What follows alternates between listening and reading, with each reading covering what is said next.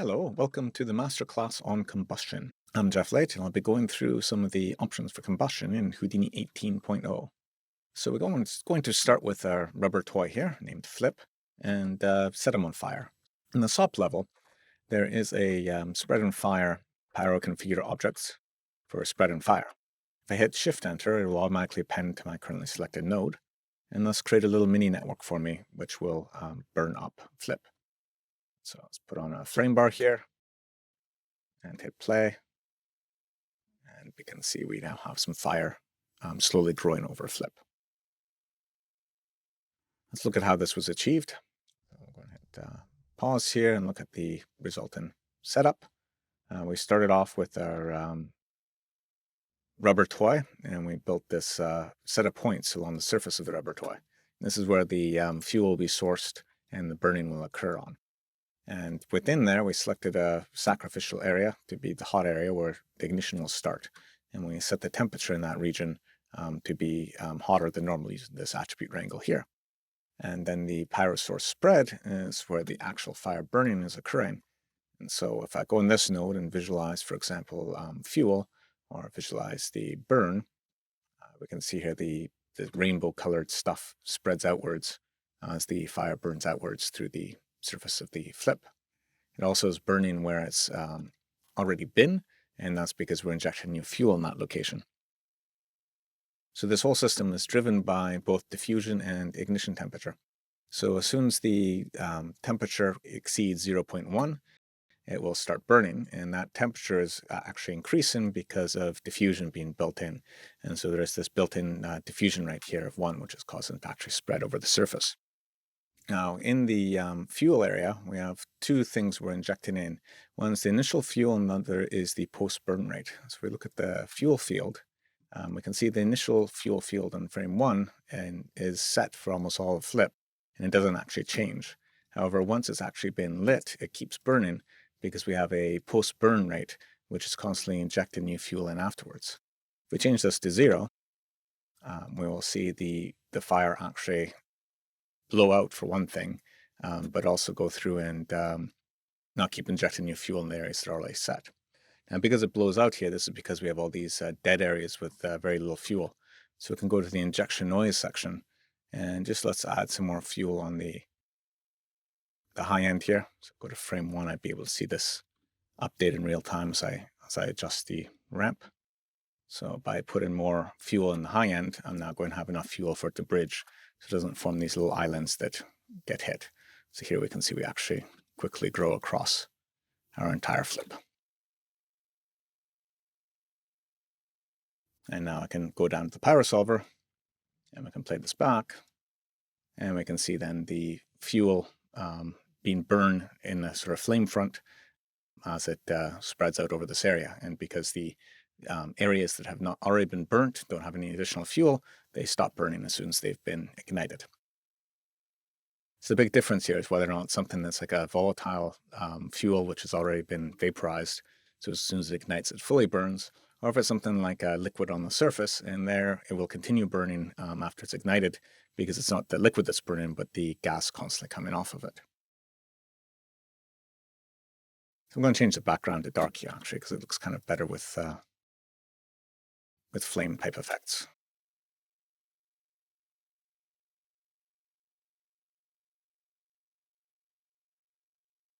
So now if we look at this rasterize node, we can see what we've got going into the pyro solver. So into the pyro solver are burn and temperature. And this is because in Houdini 18, we decided to be courageous, and we removed fuel from the pyro solver entirely.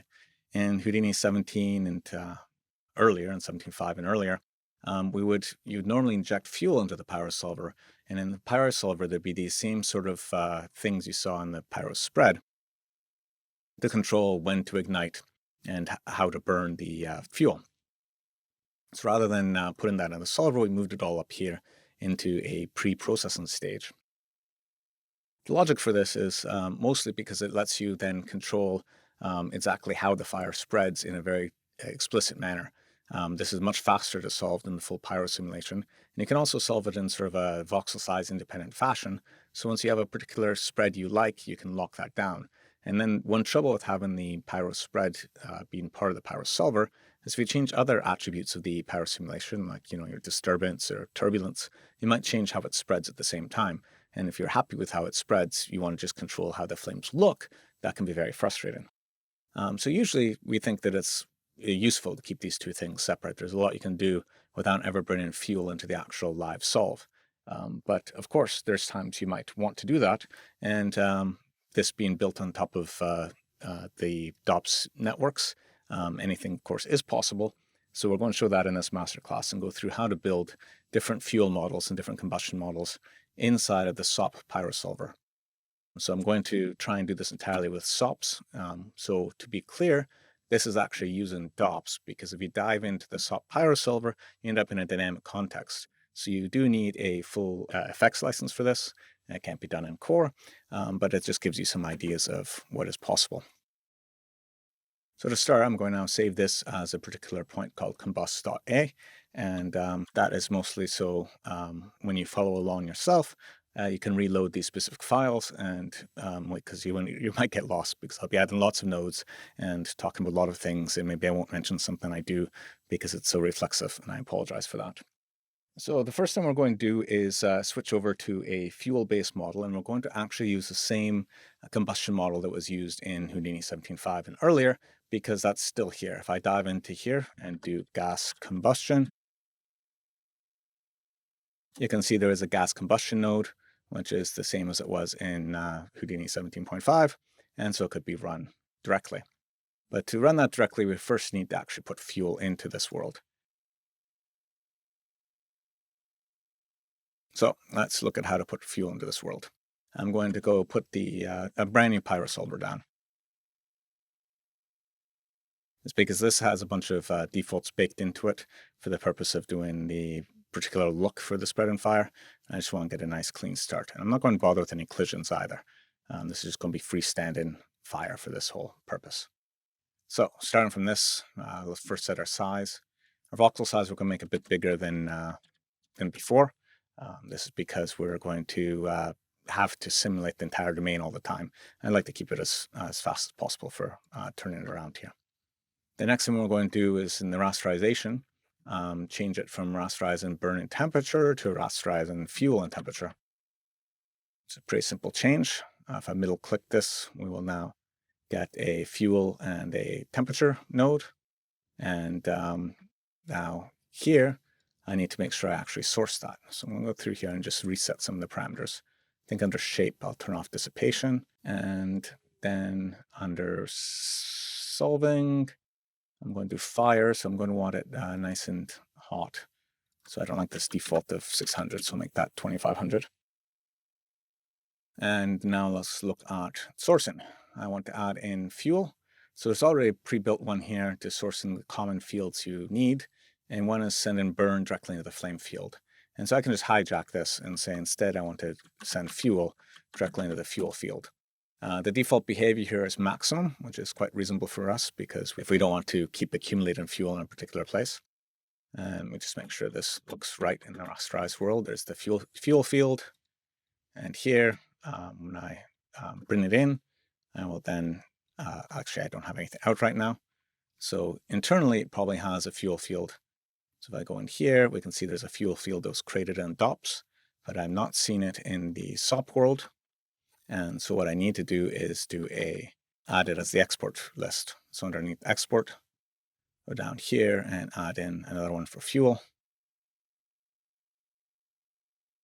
And now I'm going to export fuel as well as all the other fields. We notice it's much bigger than the other fields. This is because the source operation that we have here by default will resize the field to match the size of the incoming field. So the incoming field for this fuel is the entire domain. And so that's where we resize to have it all. So what we want to do is change the actual simulation to include that entire domain.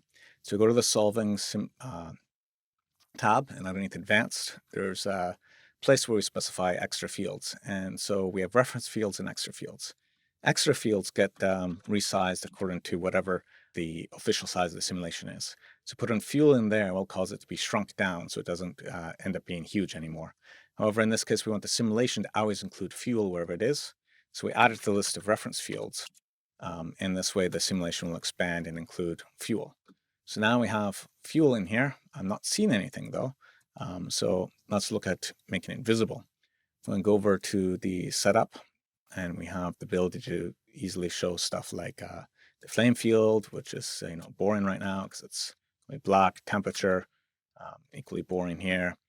Show height, velocity. Frame one's boring. But let's go in here and add another one for fuel field.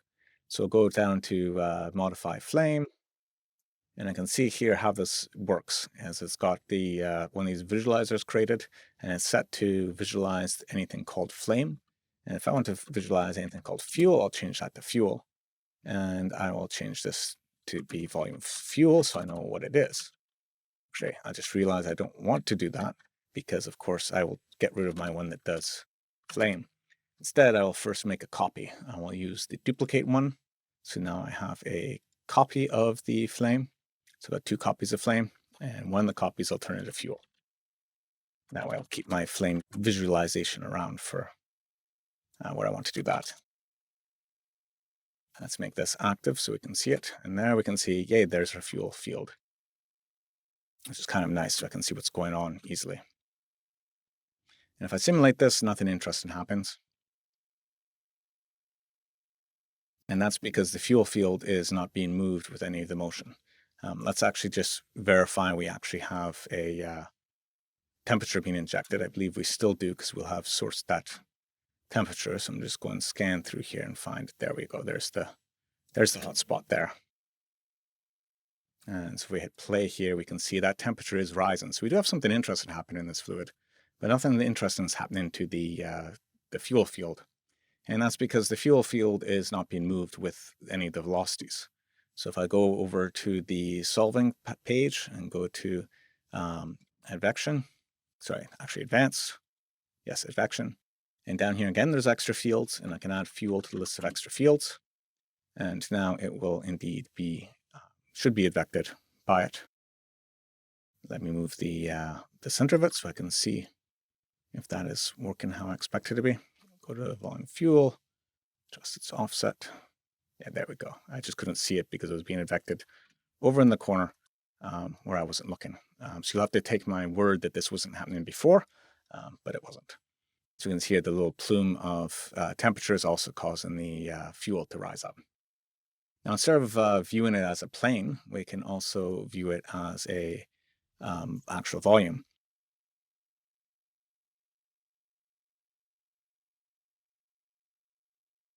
So I can do a something like a pyro post-process.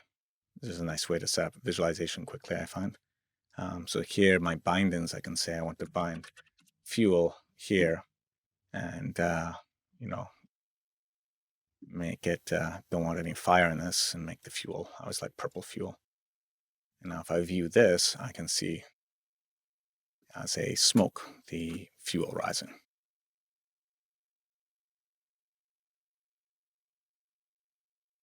Okay, I'm going to save this as a particular point now. This will be position B. I say that as I almost overwrite position A. So currently we're actually injecting fuel every single frame. So we're constantly restoring the fuel to its original value because we're performing this maximum operation in the pyro solver.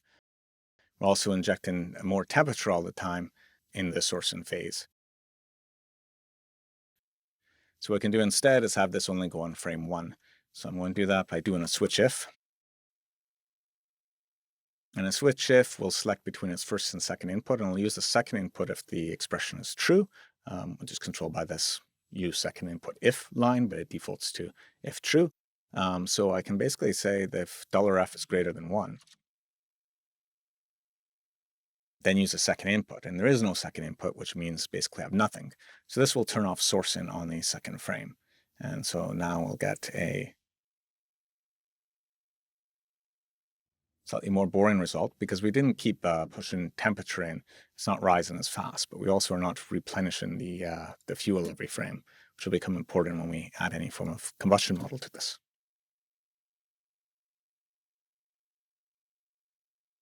So now for the tricky bit, we're going to attempt to add the gas combustion model and wire it in to the simulation. So we'll dive into here, and we're now inside the dynamics of the pyro solver. And an important thing to notice here is the purple disappeared. And that's because this is the SOP level display of the object, which will also show you the objects around it. But when you're in DOPS, you end up seeing the dynamic displays. And so thus it disappears because now I'm seeing it only with the dynamic options. So when I add new fields here, I have to use scalar field visualization if I want to see them, which is why I'm not seeing fuel at the current moment. So let's first add gas combustion and wire it in so it's part of our solve. But thing to keep in mind is set up for 17.5, and we made a big change in our naming scheme in 17.5. We used to call the what is now called the flame field, we called it heat field, which was somewhat confusing because there is a technical term, heat, which actually refers to basically temperature times mass, and that's not what this was. And so we feel flame is a bit more of an accurate term because this field is basically storing the lifespan of reactants. So when a particular set of fuel catches on fire, it might take a length of time to fully combust and go through the stages of pyrolysis and then breaking down to products and then maybe forming soot at the end. And so that lifetime history is what's stored in the flame field and then what you use to drive shaders and drive some secondary effects of the simulation. So we change heat field to flame as that becomes our main output of this. And we also need a burn field because that's what this uses for its intermediate computation. When we did the SOP pyro solver, we also output a burn attribute. So this is a very similar nomenclature, except in this case, we're doing our combustion inside this world, so we need to actually have a burn field. So I'm going to do a gas match field to create the burn field from density as a reference.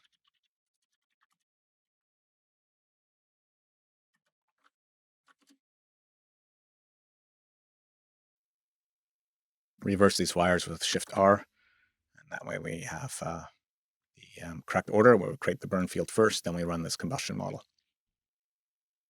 Now let's add a scalar visualization for the burn so we can see what it looks like. Turn on this guide geometry and put the ISO offset slightly positive so we can see where it shows up, where it becomes non-zero. And I think I need to invert it because it's, there we go. So now we're seeing the areas that are burning show up. So this is the sections where the gas combustion model has decided the fuel needs to burn. So there's fuel there, and it's hit this ignition temperature, and it'll start burning it using these rules and output in the flame and other attributes. So this will have a little puff of fire, but it quickly dies and doesn't really ever spread in any interesting way. And if we move up to the higher level, so I'm now displaying it with only the fuel, so we can see that effect. I can display it here. And it's hard to see here. I'm going to have to boost the brightness of the look.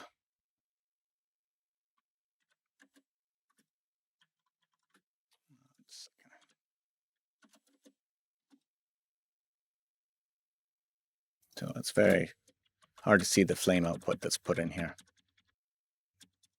So I can see that at the very beginning we have some flame being put out, and it's quickly disappearing and hitting nothing. So not a very interesting fire.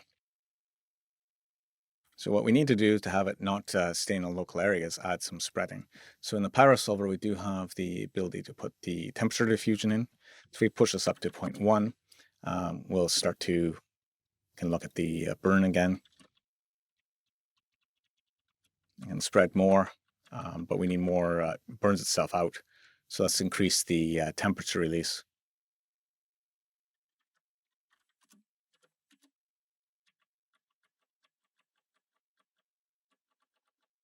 So this gives us a nice mushroom cloud of slowly burning fuel.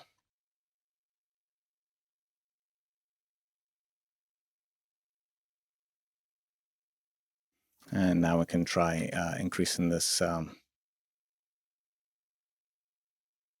increasing the diffusion rate to spread faster. And it burns itself out. Basically, the temperature drops too quickly. So now we adjust the ignition temperature again. We make this very easy to ignite. We'll basically have a very fast spreading fire.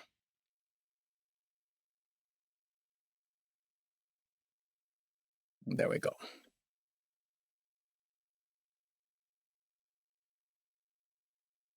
Now, in addition to looking at the fuel, which we can see from this pyro post process, we can also bring out other volumes. So if I go here to the export page, I can add another one for burn.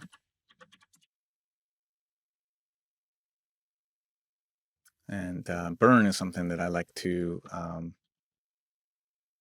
visualize a bit differently. We can put it as the flame field.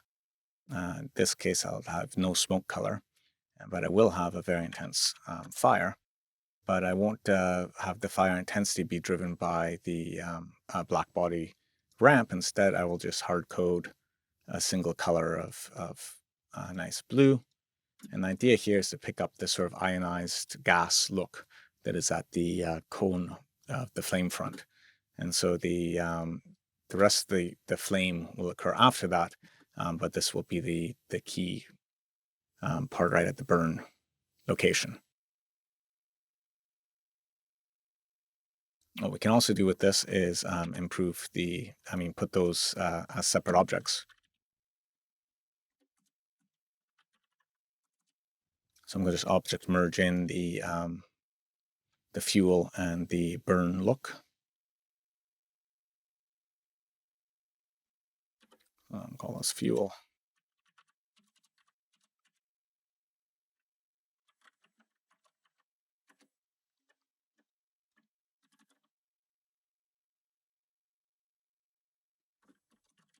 Very poorly named, post-process 1 and 2.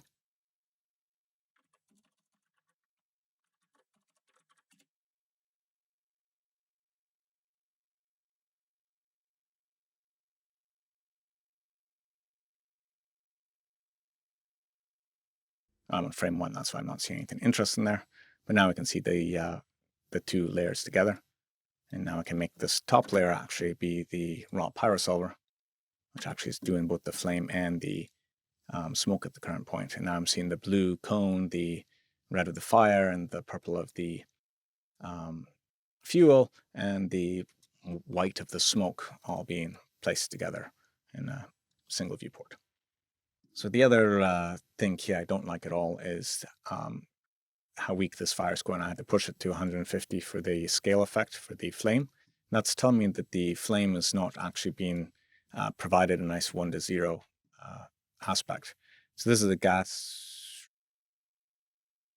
I don't know exactly where the parameter was for this to let me push that up. But basically, the burn rate is not high enough for that. But this gives us pretty much the 17.5 combustion model.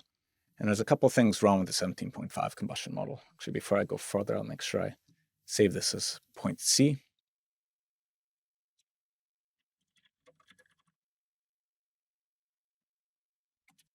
And in particular, the 17.5 combustion model has the issue of trying to figure out what range to put in for things. In particular, put in the correct range for fuel is difficult.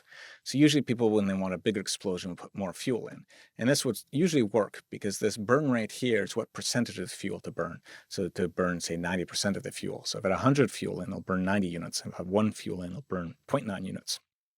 Currently, I'm just putting in like around 0.8 fuel, which is why this is such a weak effect. If you were to do this in 17.5, you'd have pushed a lot more fuel in and got a much bigger explosion out of it. The other big trouble with the system is it's very hard to control the spread rate.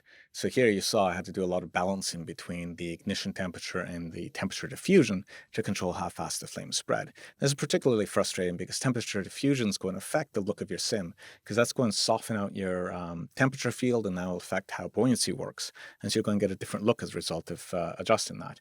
If you're just trying to control the flame spread, that's like the wrong control to use. And that ties into it being difficult to set the flame amount. So in this case, I have way too soft a flame where I'm not at all happy with how this is coming out. but it's difficult to find out how much flame to put out for each unit of fuel because the fuel's not got a particular range. The other problem is because fuel doesn't have a range, it sort of can take forever to burn. It's got a sort of half-life, which is sort of like atomic decay. And so just like things are radioactive forever, so is this fuel stick around forever. It'll just have get 90% every time, but it'll never actually go to zero. So if people really inject a lot of fuel into one particular region, they can find this high fuel spot that sort of sticks around way too long and sort of causes fuel to just sort of burn in midair for no apparent reason. So let's try and build a better combustion model. So the first thing to do is we're going to do what was in both SIGGRAPH talks on combustion in the 2019 SIGGRAPH, and both of them used oxygen-limited combustion. And the central idea here is rather than having fuel be something that goes from 0 to infinity, we make fuel only go from 0 to 1. And we say one fuel means all the air in that voxel it consists of fuel. And this means you've displaced all the things that could possibly burn the fuel. All the oxygen is not there.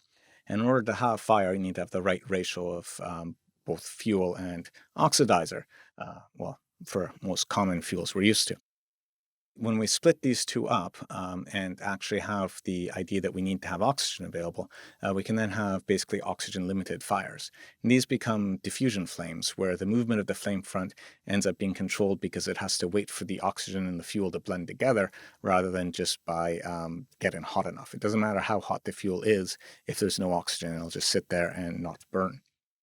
So how are we going to build this? Let's go into the pyro solver and get rid of this current gas combustion model. It served us well, but we're going to try something new. And the first thing we're going to do is create some more fields.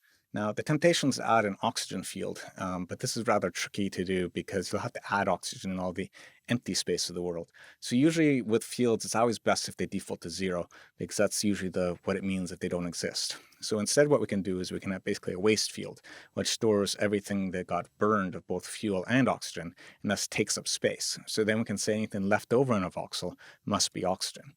So let's put down an enable solver here because we want to only create this waste field on the first frame and do a gas match field. And we'll go and match waste with density. And we're going to add, of course, a scalar visualization so we can see what's going on with waste.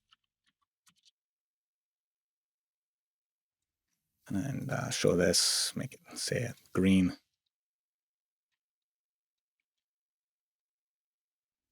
And use smoke. There we go. All right, so now we have a waste field. And we need to make sure that the waste field keeps moving with the simulation. So we'll go up to the pyro solver and go to the advanced page where we'll add waste to the extra fields for advection and with the extra fields for resizing because we want it to always be the same size as the other fields. So now let's write a combustion solver. So gas field wrangle. Wire this in after we've created all of our fields called combustion. So first thing we want to do is write out a burn field. So we'll start off by initializing burn to 0 everywhere. The @burn will bind to the field named burn, and so that's the appropriate one in our case. It's also important to notice how this works with the new sparse solver. So this is using our new sparse pyro solver. So this field wrangle is not operating over all voxels in this square grid we see before us.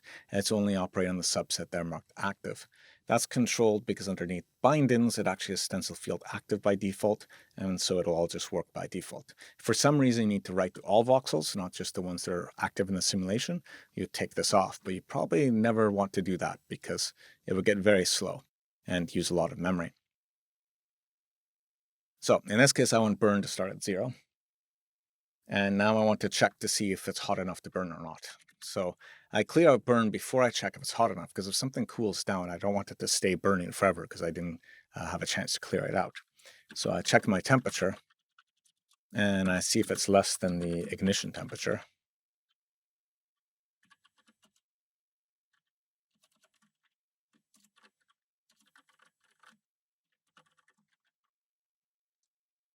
And if it's too cold, I just return early and don't do any more combustion.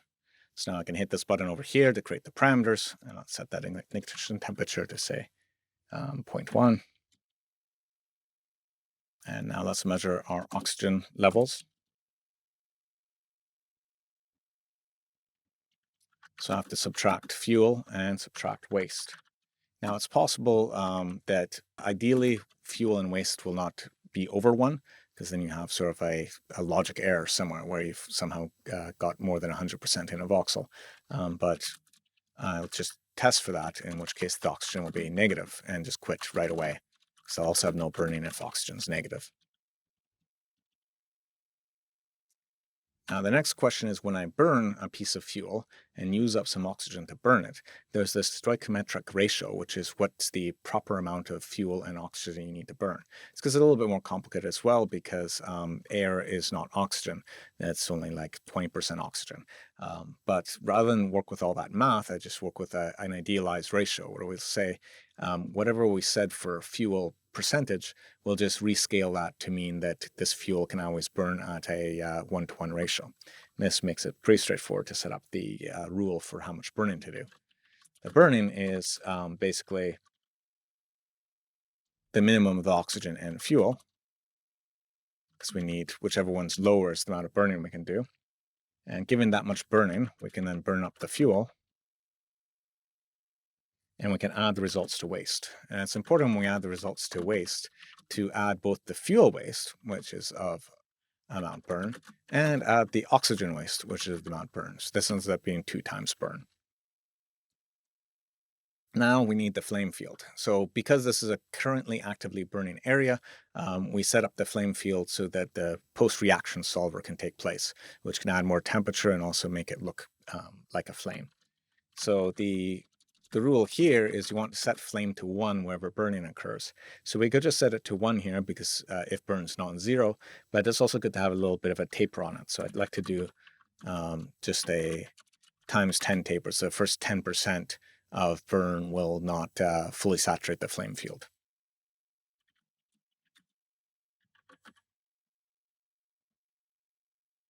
So we want to make sure we don't erase the current flame field where it's higher than it is from our current computation. So that's why we do a maximum.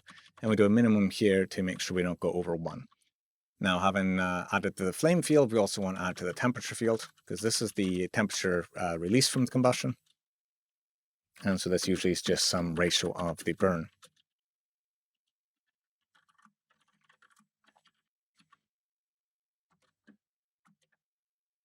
And let's create any parameters we've done.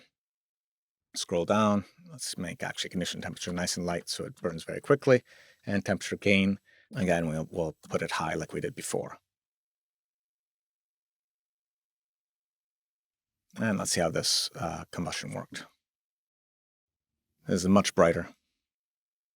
And so we'll want to dial our intensity back down again. So let's go here to the look.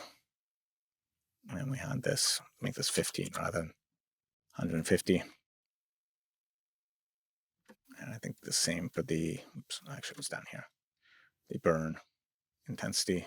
It is already low, but let's call this burn so I know what it is.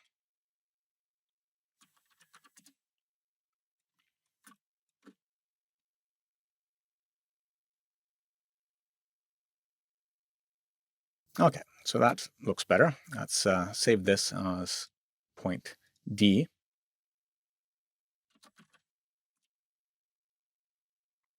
And let's look at what happens when we have a richer source. So this currently, the actual oxygen limiting really didn't have much of an effect here. This is pretty much just gas combustion slightly rewritten. So let's make sure that oxygen limiting actually occurs. We can see it doesn't have much of an effect actually by just looking only at the fuel field. And we can see here there's like no fuel left behind. So it's being fully burnt in the first pass. So let's go back up to where we created our source points, and currently we do a surface scatter. We can do a volume scatter instead. In this way, we'll scatter all the interior. And we'll also go and we'll turn off our fuel injection noise so that it's a constant amount. And now we have one fuel put just about everywhere. So as we recall, this area will thus have no oxygen in it, so be unable to burn. So let's see what happens when we burn this. You can see now we actually have a shell being burned, and it burns in from the outside. So I freeze this and look at the fuel by itself. We can see that that inner fuel is probably very hot, but it's not able to actually burn. It's slowly burning though, because as we diffuse across that boundary, it'll gain oxygen and then be able to burn. Actually, that's not true yet. I just realized I've not done that stage. Namely, we have no diffusion. We have diffusion of temperature. We have no diffusion of fuel or waste products at this point. So what I'll do is add that in. So I'm going to do a gas blur and ask that to diffuse the fuel and waste fields. It's important we diffuse both of these. Any operation we do on one, we need to do on both. So actually, that's something I did incorrectly already, I think. Let me just double check if I remember to do it. I need to have added waste to the resizing, to the advection. I did. Okay, good. So yes, fuel and waste need to be both advected, and they need to be both blurred in the same manner. If they get out of sync, then we'll have that problem of it going over 100% in some voxels. If we keep them in sync, they should never go over 100%. So here, the filter defaults to Gaussian, which makes for a nice smooth blur. But if you're doing a blur over time, like we are here, there's no reason to do anything more than a box blur. That's like, considerably faster and saves you a lot of time. And it'll look the same because the Gaussian blur actually does multiple box blurs anyways. Radius of 0.1. We also have time step turned on, so as time step changes, this will affect it. Now, as we play, see, I'm actually displaying only the. Previously, we had that very harsh pixelated look. And that's because the fuel was either on or off. It was only like the anti-aliased boundary voxels they were able to burn. So if I go here to display it, we can now see.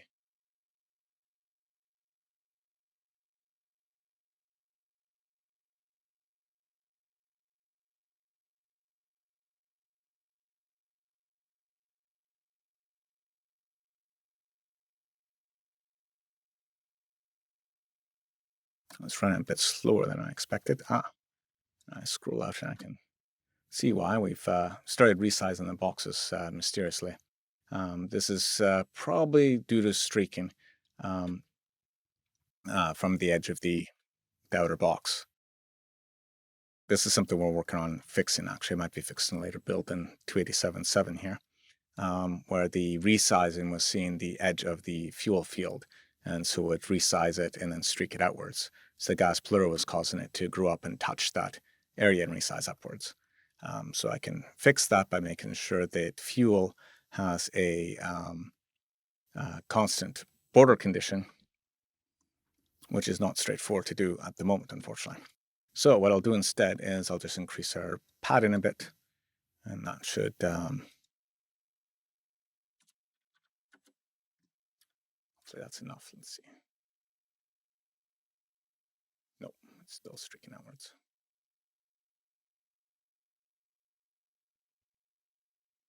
Okay, I'm just going to turn on the visualization of that to verify it is what I think it is. So if I go here, inside the visualizations where my volume fuel visualizer I added, and we can modify that.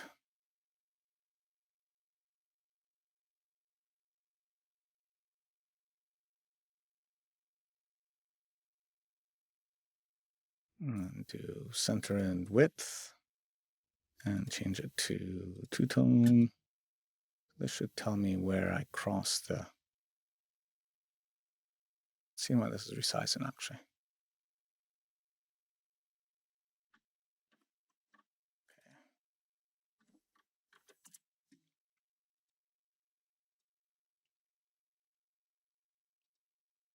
Okay, this is a bit of a mystery for me actually.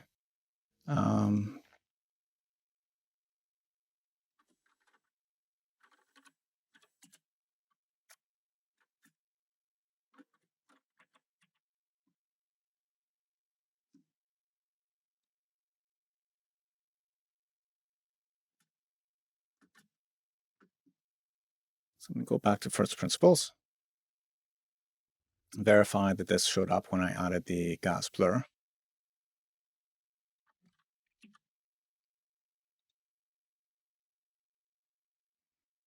That is correct.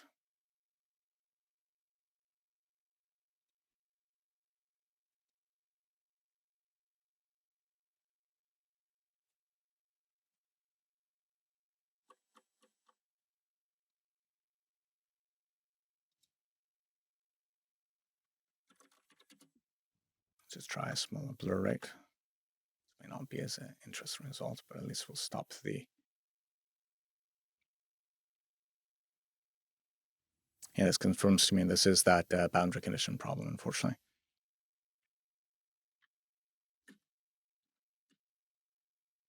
So now we have this fuel burning up again. And if I look just purely at the fuel field, turn off the weird grayscale we see here is because we're visualizing fuel and displaying a field name fuel. If we turn that off, we'll get the pure result again.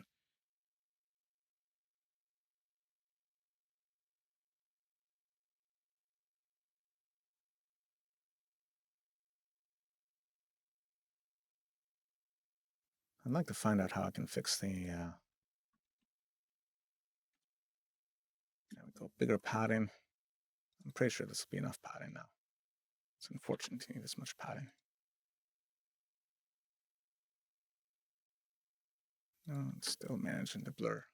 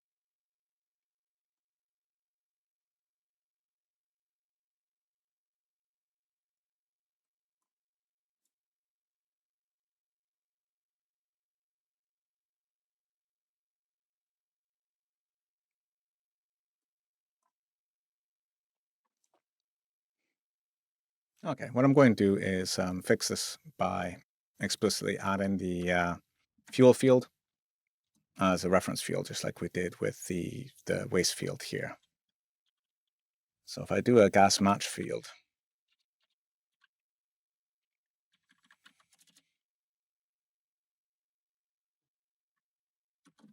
I can then add the fuel field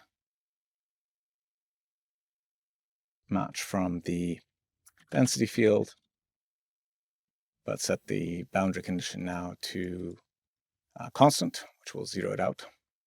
This also means I can add a scalar field visualization in here to see what fuel looks like while we're in the DOP level as well.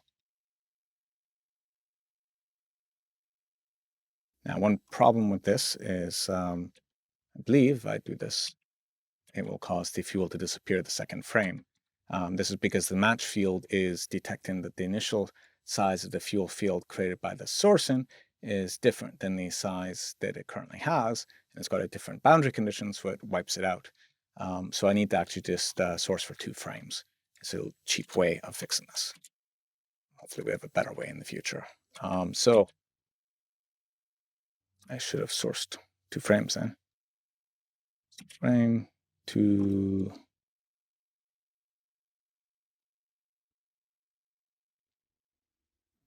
The enable solver, I put down enable solver, I didn't enable it with anything. So the enable solver I was supposed to have enabled with actually whether or not the data is present. So I can check to see if waste data is present, and only if it's absent do I create it. Otherwise, I'll recreate the waste every single frame and thus not actually track waste over time. So let's hit play again. And I'm again wiping out my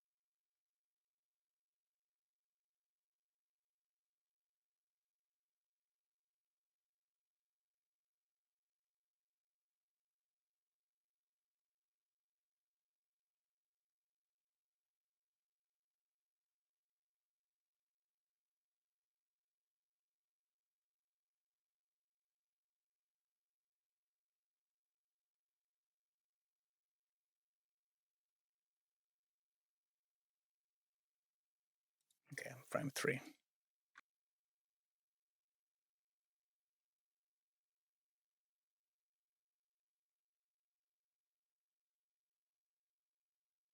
There we go. Now that was more complicated than it should be. I'm still getting used to this myself. So hopefully this will not continuously grow.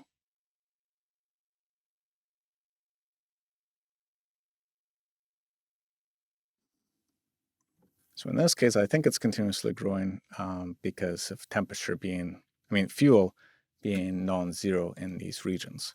So let's just take a look at the post-process fuel look, and we can actually do a volume slice, for example, on just the fuel attribute. I'm just very curious what the values are at the extreme positions here. So I can go to geometry spreadsheet and fuel is 0. You see near the edge, it's like 1e minus 19. So there's these incredibly small amounts of fuel, which is dragging right up to the edge of the surrounding area. So it all looks exactly 0 to me, but because we keep blurring it out, it very quickly goes over the entire region. So a simple solution for that is to go into the pyro solver and make sure we clamp our fuel values. So if they are close to 0, we wipe it out. So we do this back where we're reset and burn.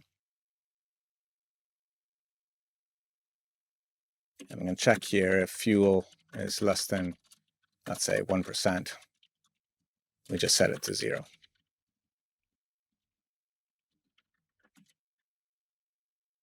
This also is, as it gets burned up, it will likewise decay and get reset. So we'll be able to shrink our bounds again. So here we go. This is much better. We're not getting the arbitrary growing. I'm wondering if it was unnecessary for me to go on that whole side ramp of trying to reset the bounds growth, because I think that might have been the same issue where it was actually not streaking was the problem, but just the growth of the almost 0 values. So actually, let me just try resetting that and let's see if that was a wasted side bit. But it is true there can be the streaking problem that does show up. So I'm just going to turn off the match field here, which means we can go back to only sourcing on frame 1 like we had originally. Let's see if this actually works. Hurrah! Okay. That was an embarrassing oversight on my part.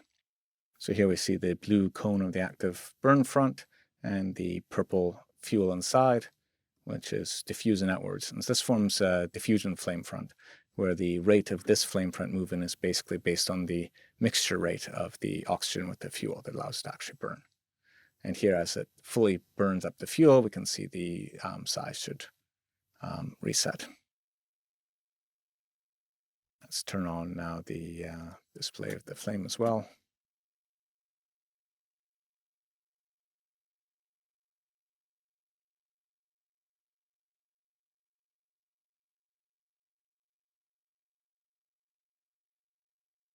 You can see this was keeping the bottom because there's still some flame active there.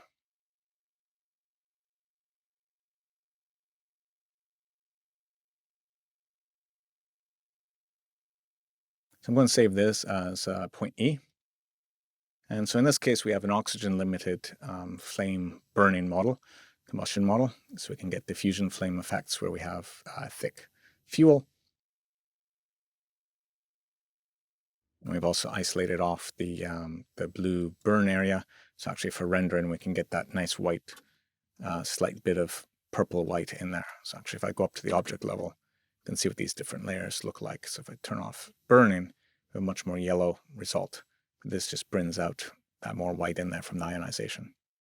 If I turn off the flames entirely, we actually see something which is not quite quite believable in terms of where you'd see burning if this was very rich. A very properly balanced mixture. So that was fully burning with no soot particles. So I think I promised I'd save this as E, so I will do that now.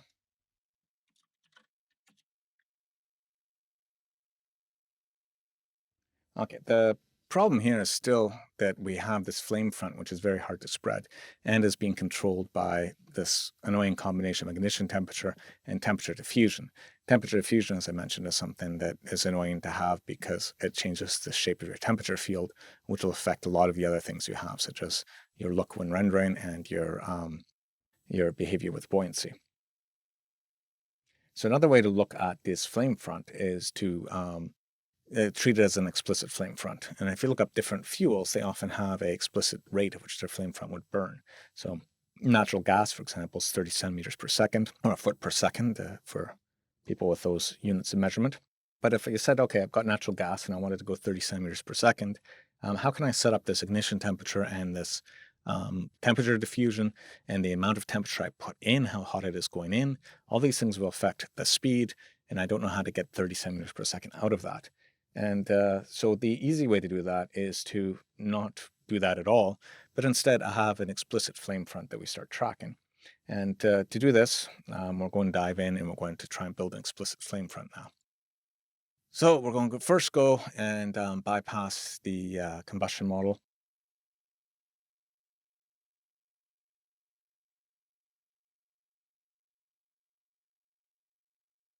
This is just so we can look at the pure result of this flame front.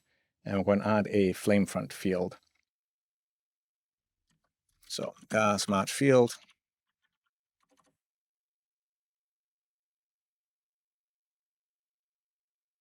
Create one called flame front. And we're going to have a reference of density. And we're going to add a scalar field visualization. Flame fronts I like to make blue. And they're default to use an isosurface, so that's okay. I have to make sure I advect and deal with all those extra things in the solving. So advanced resizing, I need the flame front to resize. Advection, I want it to advect. So it moves with any velocities. And now I need to actually create a flame front. So I'll put down here a gas field wrangle.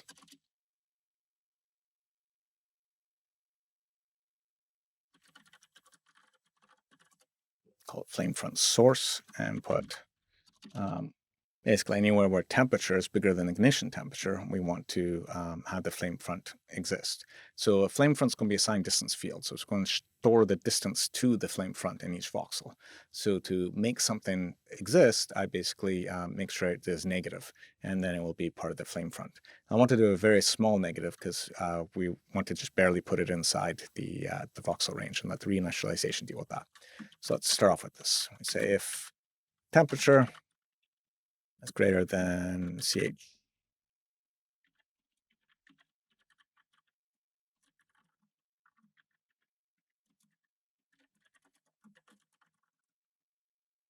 And so in this case, I want flame front to be minus 1e minus 4. So that's 0.0001. So a really small number. But I don't want to overwrite it if something's already hot and it's in the middle of the flame front. I don't want it to keep being reset to this small number. So I need to do a minimum of the two.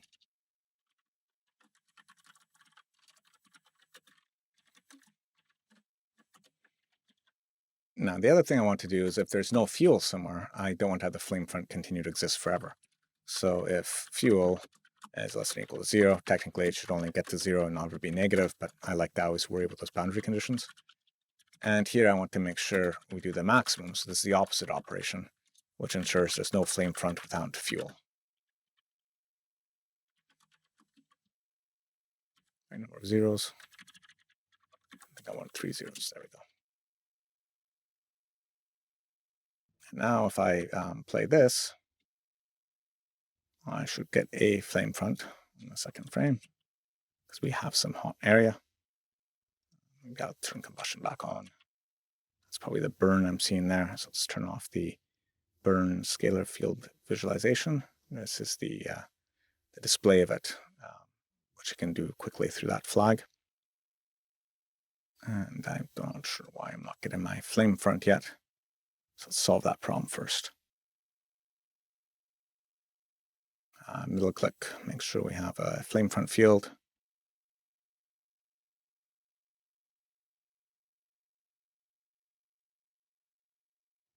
And switch this to a plane. Let's move the plane position over just to see if we have anything non-zero here. So I like to do a visualization two-tone and then range of 0. And this way we can actually see very quickly if we got positive or negative areas. So you can see here, actually, I did successfully visualize it. It just wasn't showing up in the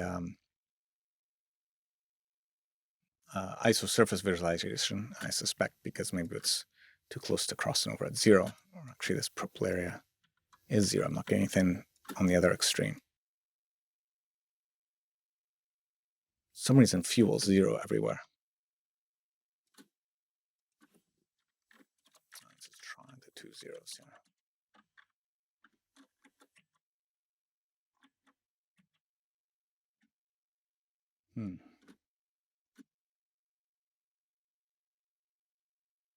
See, this should have triggered in this area because we have fuel, and here we have temperature.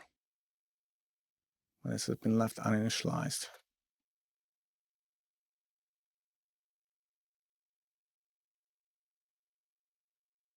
Oh, I know why. First, I spelled temperature wrong. Second, I haven't got an ignition temperature. So let's set an ignition temperature of 0.01. There we go. And now we've got blue here, which is marking the inside of the flame front. Red marking the stuff that was neglected because there's no fuel. So that's being made forced outside. We see the pink out here, which is 0, is caused by all the stuff that are inactive. So these voxels aren't being processed at all by this operation and are just left as the initial default 0. So now I can change my scalar field visualization away from use plane to use the isosurface, and we can see we actually see an isosurface here, which is rather nice. Hurrah! Okay, so we have a flame front now just tracking where we should ignite. But if we go back to the plane, one thing we note is this is not a very nice isosurface. This is just a hard 0-1 crossover. We want to have a nice distance field from this. So what we have to do with that is the reinitialize. So do a gas reinitialize SDF. And this was designed for the flip solver, but we can use it for flame front solver. So tell reinitialize flame front. And I want to tell it to, that's going to take a while because it's left to slow defaults. Rebuild with the fast iterative method. Do not reinitialize. We want to use a bandwidth and stop at 4 voxels. And so this way we'll get, these are initialized as expressions for reasons we do not know. And so this will thus recreate our flame front field to be a nice smooth field. So if we go forward now, we can actually see we've got this fall off going into the inside and outside. And when you get that distance function, you can now move it very easily. All you have to do to move a flame front, in this case, is, so I'll turn off combustion again. All you have to do to move a flame front is to add to the distance function. So let's change that back to plane visualization. Forward, before we had a harsh-looking sphere, it's less harsh-looking as we've actually initialized it. But I can now do a flame front move.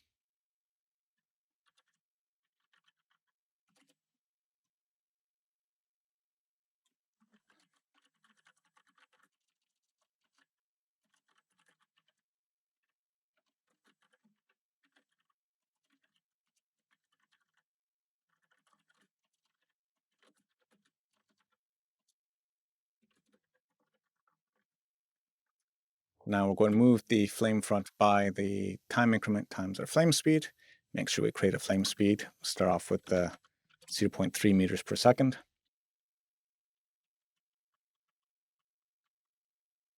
And now we have a slowly growing flame front.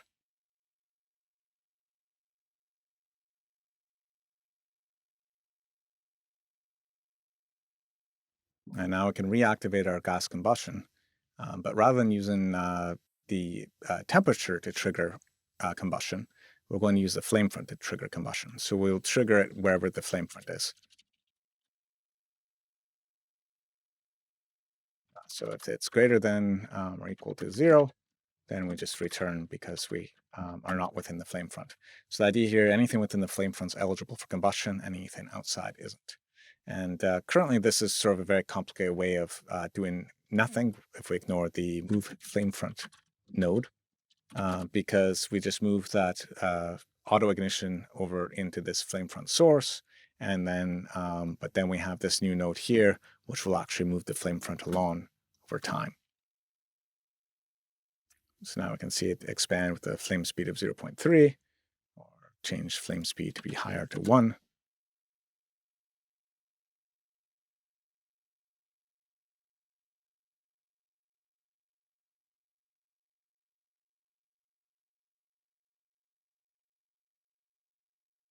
And we're going to save this as point F.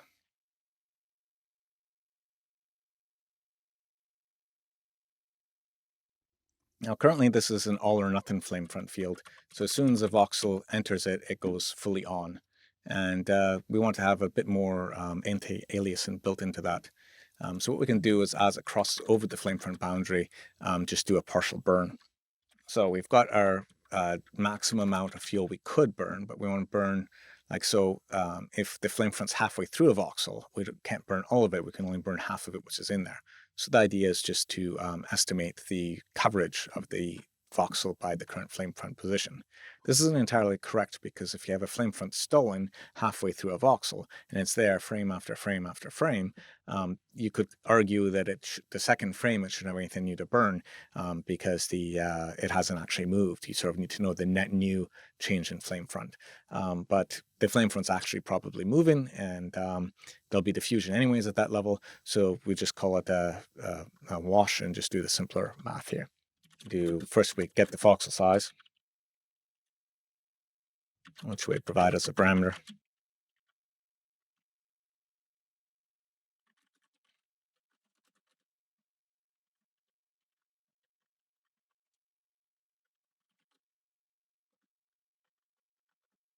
So the idea here is we divide the flame front by voxel size to find out what percentage is covered. I take the negative flame front because the negative values are the things that are covered. So this way, at the 0 boundary, we don't have anything present. And as we increase from there, we will have only stuff strictly less than 0 start to get burning. And they'll hit the peak when they've moved the voxel size in. And now we just multiply burn by that. And we'll get our fractional behavior. Of course, we need to create the parameters and go down and make sure we have the voxel size set up properly. So here I will paste the actual voxel size parameter here, copy parameter, dive back down, paste relative references, and that'll give us our division size there, so they'll stay linked together nicely. And we'll save this as H, because I skipped G.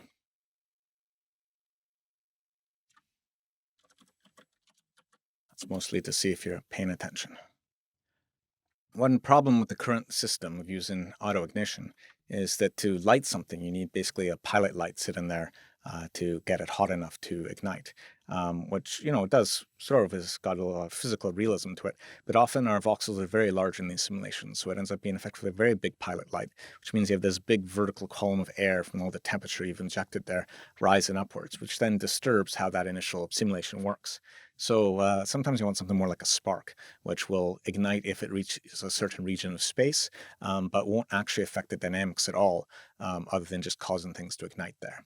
So to do that, we can add basically an ignite field.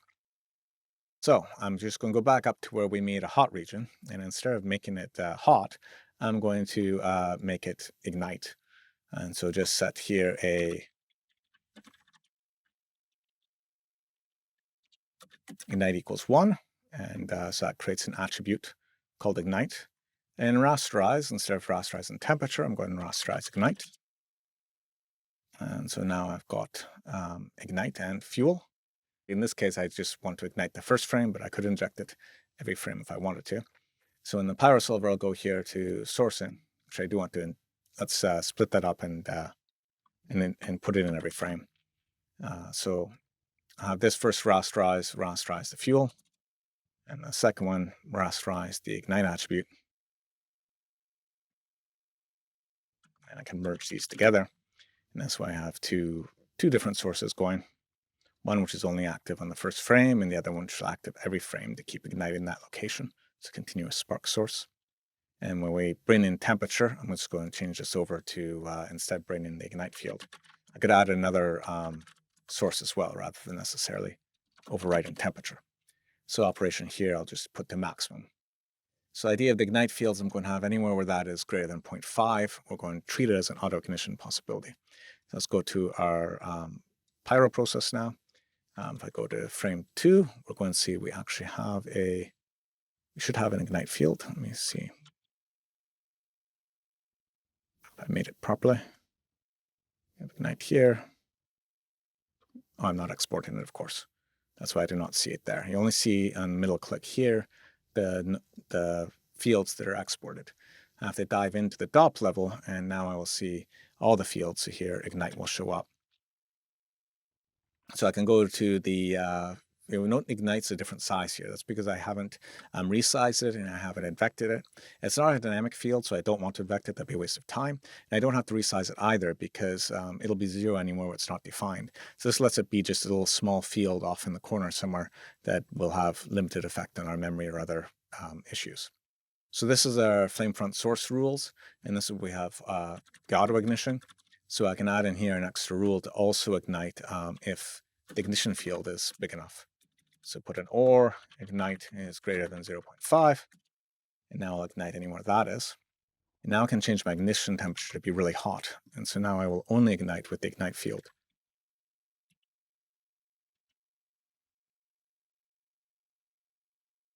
If I did this right, we should be able to get it burning, but it isn't yet, so let's see what I did wrong with that setup.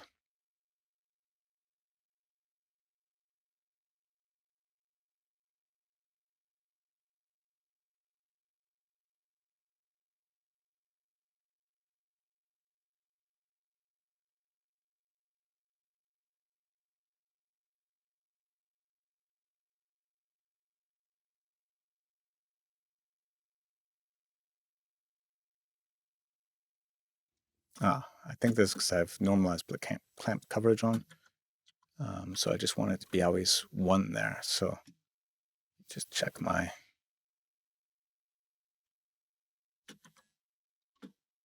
hide other objects. So you can see here it's actually not a interesting field like I wanted.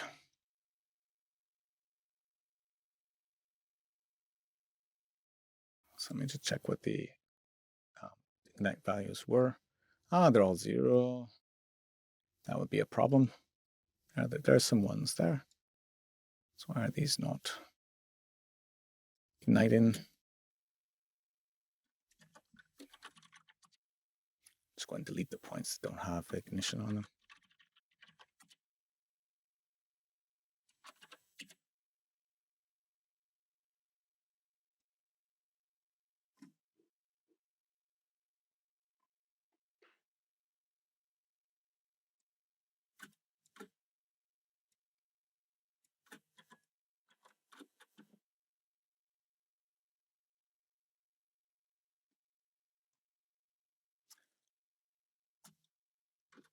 See, I'm not sure why I'm not seeing a clear ignition field here.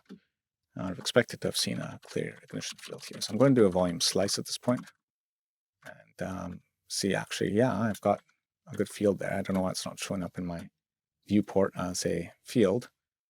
It's clearly getting bright enough. Let's just change our voxel size here. It's 0.005, so let's just make this the same size as we're working with. Increase our particle scale a bit. There we go. So now we have a nice fat voxels. And now we're seeing it in the viewport. Okay, that looks better. So pyro solver. There we go. We've now successfully ignited it. So there's a bit of trickiness there where I had to make sure the ignite field was actually reading bigger than 0.5 in the parts where I needed it to be. So now we have a flame front, which is able to move.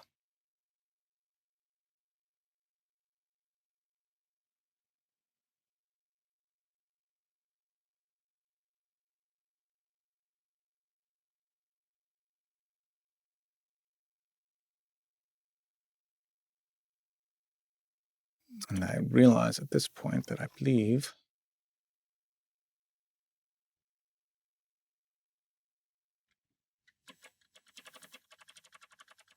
so let me just check where my fields are now. Fuel.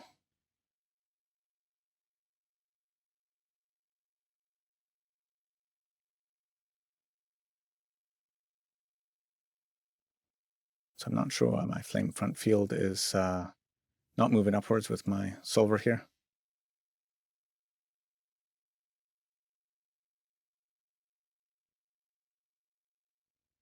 It's mostly that it's not able to, it's reset itself with the continuous ignition. So if I made the ignition shorter, so put it in with the switch if as well, I think we would find it would have burned itself out right away. So actually that was, I thought I was being clever putting that in there, but I just made it more confusing for everything. So let's just redo the time. There we go. So now we have a single ignition point.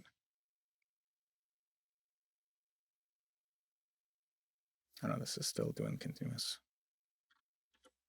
Check what it's.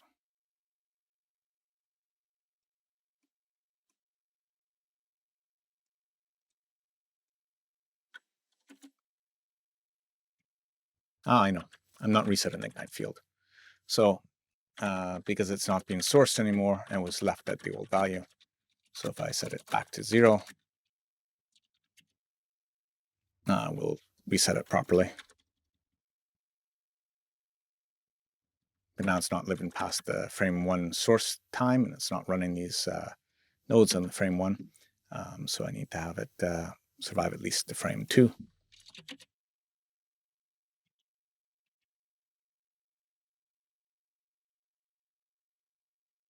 If I put ignite 0 at the top, of course, that will be very boring because it will then test the ignite I just set. So I need to put that at the bottom there. There we go.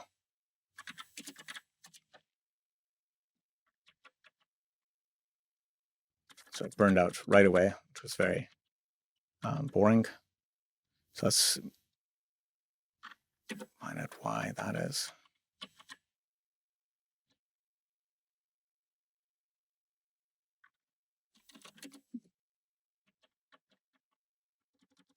So we are getting the flame front on the second frame, but it's not expanding fast enough to do anything particularly interesting.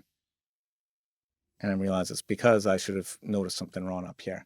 When I set the flame front speed, it actually wasn't having much of an effect before. I should have realized that the set it to 1 and it didn't go much faster than it did at 0.3.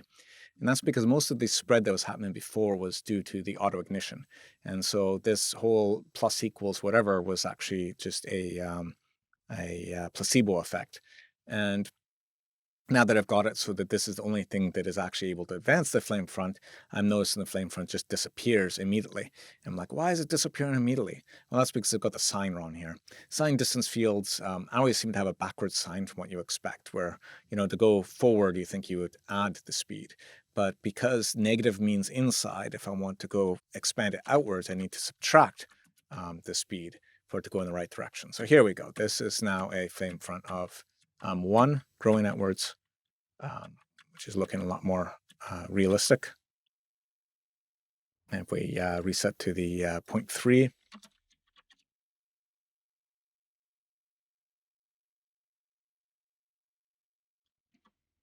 we can now see this little mushroom of flame front that's not actually able to chase down the rate at which the fuel is rising. So in this case, the flame front sort of forms a candle-like effect where it can't go fast enough to account for the speed at which the stuff is rising. So if you look at the fuel, you can see here we're just sort of burning off the end of the flip here.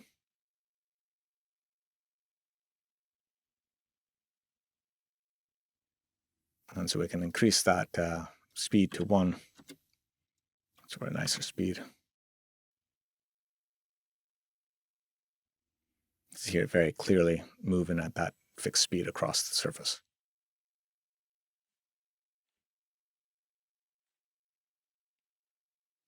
Okay, this I'm going to save as point I.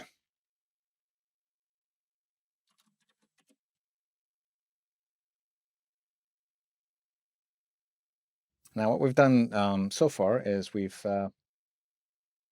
when we have fire simulations, one thing we often add to them is divergence. And this is sort of expansion. It's very important for fireball type effects where the flame sort of expands and grows. What we often did with with this sort of solver is when we took the burn field in, the burn field would be here, we would source the burn field into divergence. Not in this case, but something like a fireball setup would add burn into the divergence directly. What we can also do, so anything that burns sort of expands. So this is the gas released as a result of the combustion or by the temperature increase where it combusts. We'd also have in this flames tab what happens during the reaction. So after the flame front goes past, the fuel might not be fully reacted. It might have multiple stages to its reaction. So you can here specify that somewhere in those various stages, it'll expand again or even compress again, depending on how you set these values up. But there's one like physical basis of expansion we can sort of bake in without having to have any artistic controls, and that is the idea of expanding based upon temperature change. So if something gets hotter or colder, the hot gas will expand and the cold gas will compress, and thus we would want to try and bake that in. To do this, we need to know what the change in temperature is. So we can add an old temperature field, and we do this much like we've added most of these fields so far. So I'm just go through here and gas match field.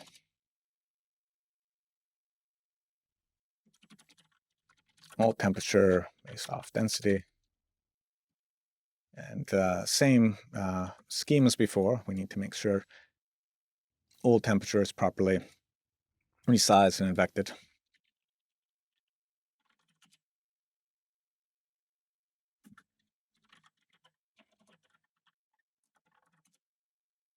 Okay, so we have old temperature resized, vectored. We now need to compute the divergence based upon the old temperature. So we can do this with another gas field wrangle. I'll put this in this combustion chain and call this div from temperature. Now the key equation we care about here is the ideal gas law, PV equals nRT. P is pressure, V is volume, N is the number of moles of the gas, R is the gas constant, and T is the temperature in Kelvin. We know our temperature in Kelvin because our at temperature field is between 0 and 1, and we've conveniently provided reference points for what those are supposed to tie to, so 300 and 2500 in this case. So let's first get what our old and new temperature are in Kelvin. So temp is equal to temperature times the CH of the temperature 1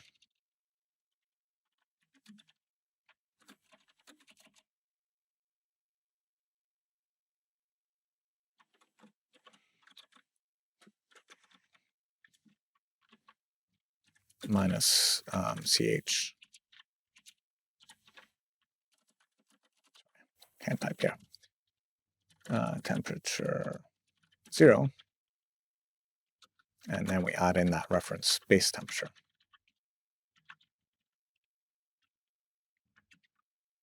And so if I create the expressions for this, I can then tie these in. So ambient temperature is the reference temperature for 0. So temperature 0.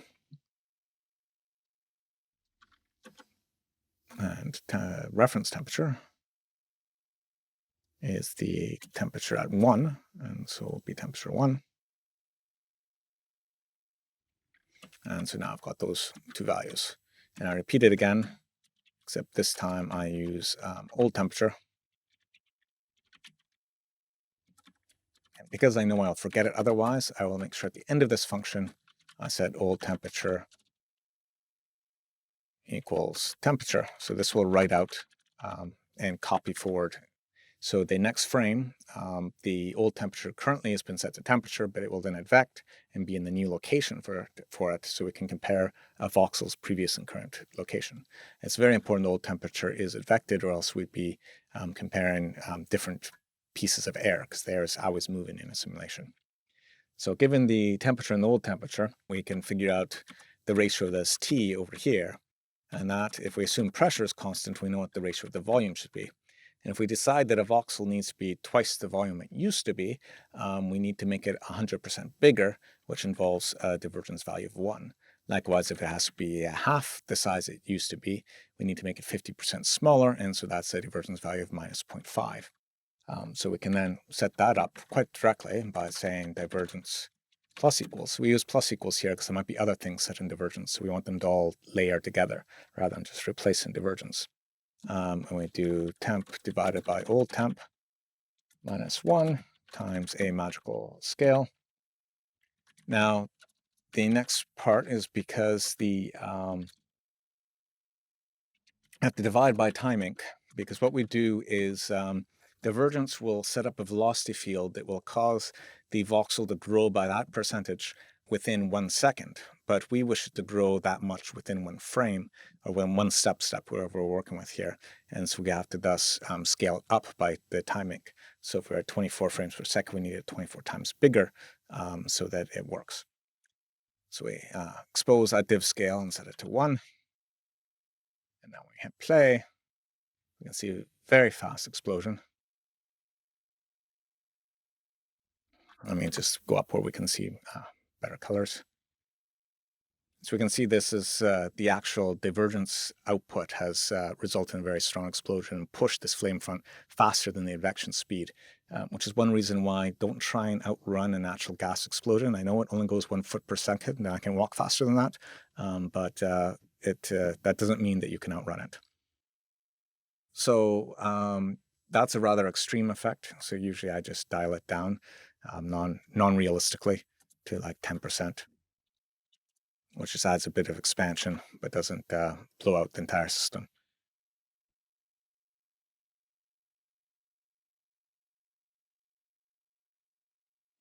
Okay, let's save this point as J.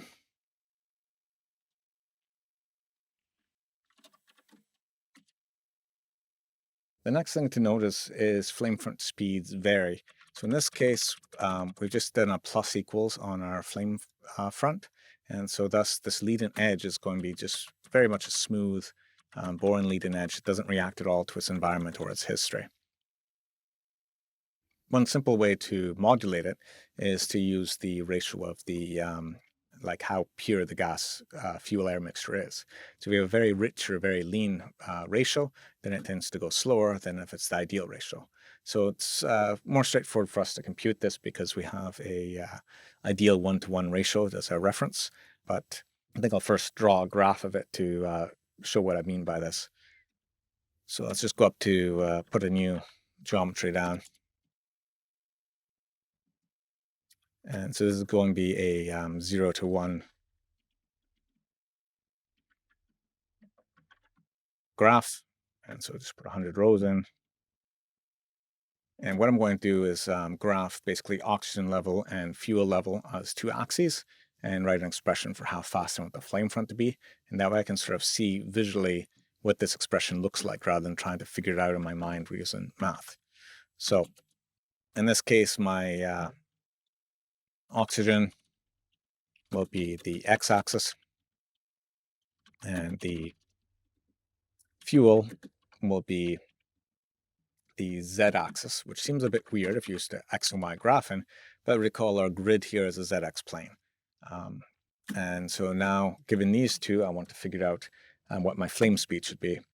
And so the function I propose is a little triangle function, and I'll set y to the results of that triangle function.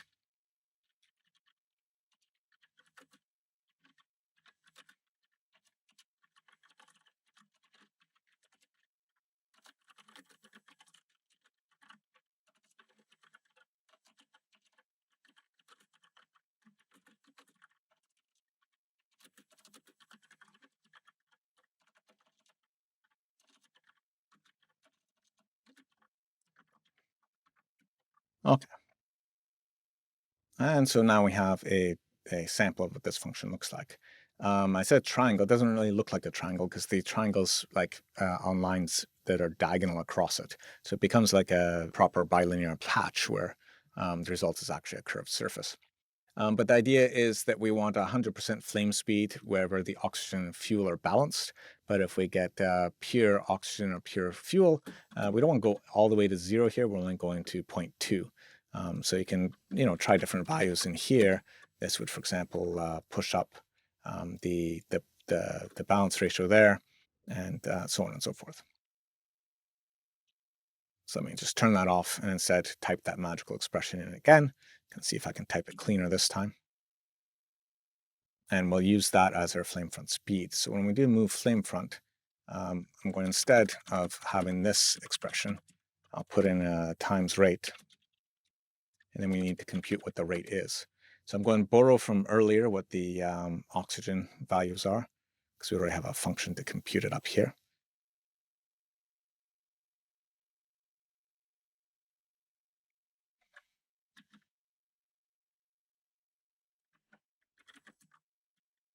And now I can say,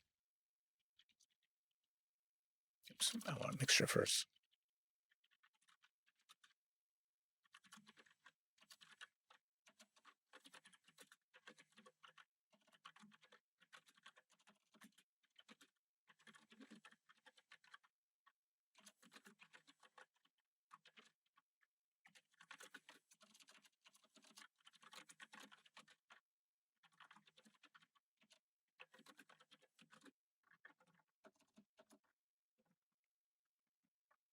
And now we have a function that'll vary depending on the ratio. But currently also we have the diffusion going, which will hide in most of what's going on. So I'm going to cut the diffusion down.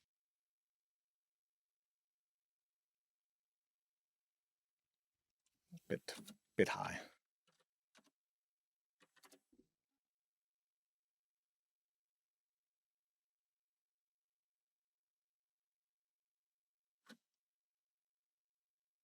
So I might decide this now still moving a bit slow because we basically became 20% speed every time that it was dense. So we want to increase the fuel speed. We'll push the move flame front up to flame speed of 2. Actually, something interesting happens here. You can see it immediately jumps out and encompasses an entire object. That's because we exceeded the bandwidth of the reinitialized SDF. So as soon as you try and move the flame front farther than it is defined, then it basically becomes inside everywhere. So this bandwidth that can change from 4 to 8, and not 48, just 8, and then I'll have enough bandwidth that this will not jump immediately across, but be able to just move faster like I wanted.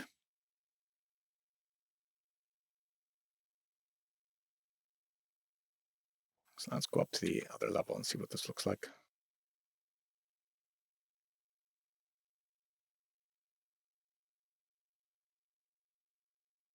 So now, because we're based on the ratio of the mixture, if we vary the incoming fuel, we'll get varying speeds, and it won't progress as uniformly across the surface.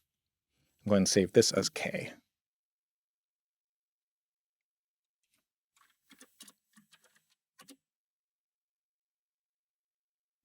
Now, it could be that you've decided that from the world of having very easy to control flame fronts by having them done in SOPs ahead of the time, to the world of not having very much control because it's all being driven by these active diffusion equations, to back to having more control where we can vary the speed. You want to get back to a place of less control, and we can definitely do that. So instead of having the flame speed be just a function of mixture, we can actually have some dynamics involved with the flame speed itself. And the idea here is the property of the flame front, how it's burning, will cause it to change its speed depending on its own history. So we end up with a separate field which actually stores the flame speed of every voxel over time. So to see this, I'm going to actually simplify things a fair bit. So we're going to go in and we're going to first turn off combustion and div from temperature. And then we don't really need the blur as well. We're going to look just at what happens with the flame front process. So here we can see the flame front burning outwards using just the mixture rules as they are now.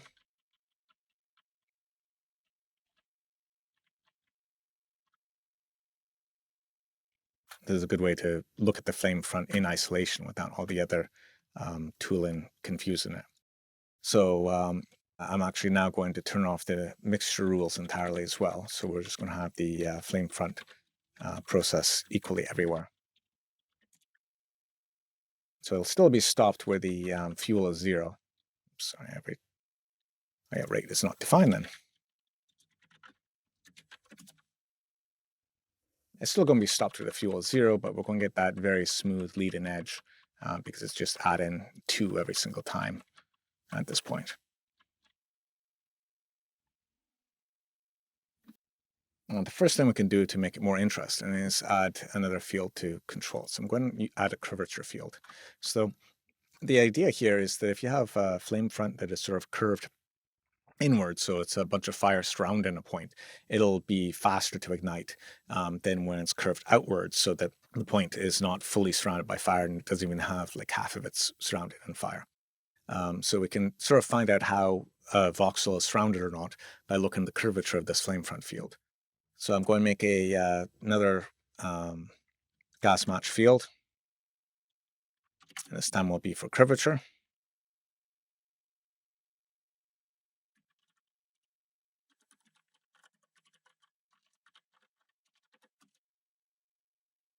And do a scalar field visualization because I really need to see what the values are here to understand where I can put them. So show guide, use plane, range min max, curvature is centered around a 0. I don't know what the width will be. That'll be my big question. So now what I want to do is compute a curvature. So before I move the flame front and after I've done the reinitialization would be a good time to compute the curvature because I'll have a nice smooth field then. If I do it before the reinitialize, I'm going to have a bunch of garbage from that flame front source that shows up in that. So I do a gas analysis and call this compute curvature. And destination field is curvature. Source field is flame front. And conveniently, the analysis mode defaults to curvature. So I'll go to the next frame and I should have a curvature field. It's not cutting through the actual point of interest, so it's boring right now. So let's move the plane position over and we should see it show up. Here we go. So we can see here we have a positive curvature because it's a circle, I guess. It sort of makes sense. And I want to change this width range up to find roughly what sort of values we're talking about. So it's around 20 or so that these curvature values are showing up. We also see this weird negative curvature on the outside, and that's because the flame front was only reinitialized up to that distance, and so there's going to be a sharp edge there, which will trigger the curvature computations. In this case, though, all of our math is only being applied in this bandwidth region, so we don't particularly care if the curvatures make sense outside that region. So now when we move the flame front, we can do more than just use the flame speed. We can also include the curvature amount. Specifically, let's take flame speed out of this entirely and instead say our rate is ch flame speed plus the curvature times ch.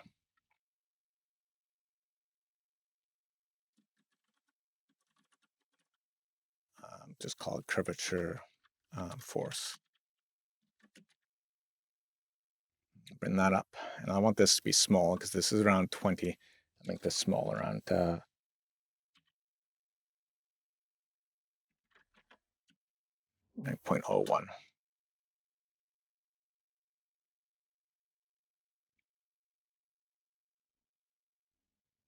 Okay, let me reset this now.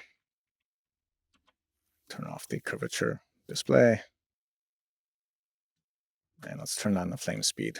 So that's currently dominating. So not able to see anything interesting that's happened due to the curvature force. So here we can see this buckling that's happening, where our surface is getting more interesting every frame. We're seeing this sharpening effect, actually, is how you could say it. That's because where it's curved out like this, it's speeding up, and when it's curved in like this, it's slowing down. So the pointy bits get richer, and they start accelerating faster than the points that go inside, and it starts getting a more convoluted shape. I can reverse the sense of that by using a negative curvature force. And now we have a smoothing effect where the anything that's stuck out is going to slow down. We still see this shape come through, but that's because we've got the fuel limitation rule on. So what we're going to do is we can turn off the fuel limitation rule. So we'll start off basically with this interesting shape and see how it evolves over time with curvature and flame speed. So go to flame front source and remove the line that limits fuel.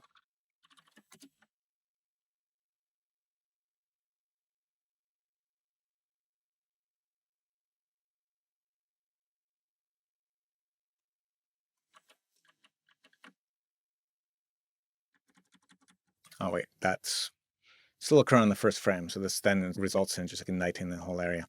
So I want to only ignite in places that have fuel as well. So easily enough.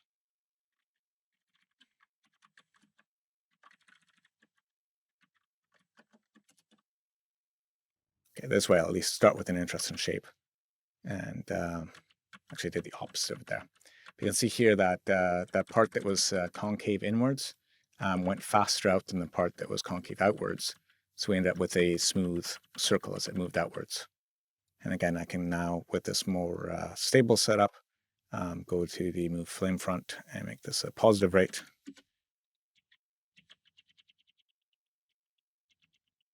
And we see it get increasingly jagged. I'll make this even more extreme.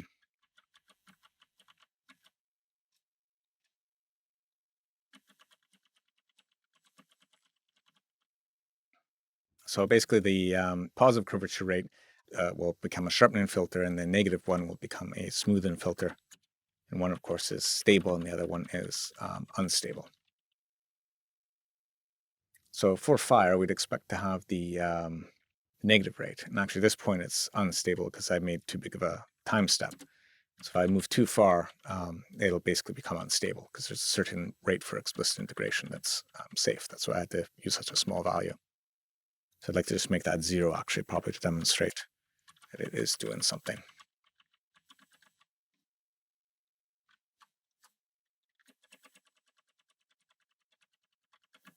Hopefully there's a difference there. I'm going to save this as the first of the DSD series.